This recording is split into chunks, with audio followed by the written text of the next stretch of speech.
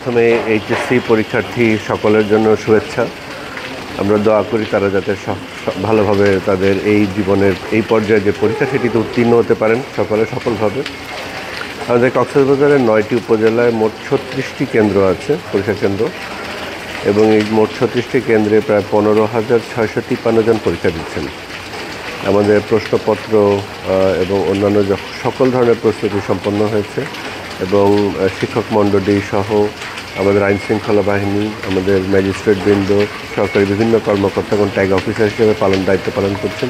সামগ্রিকভাবে আমরা সরকারের নির্দেশনা মোতাবেক আমাদের সকল প্রস্তুতি সম্পন্ন করেছি। আলহামদুলিল্লাহ আজকে পরীক্ষা শুরু হয়েছে কোনো রকম অসুবিধা ছাড়াই।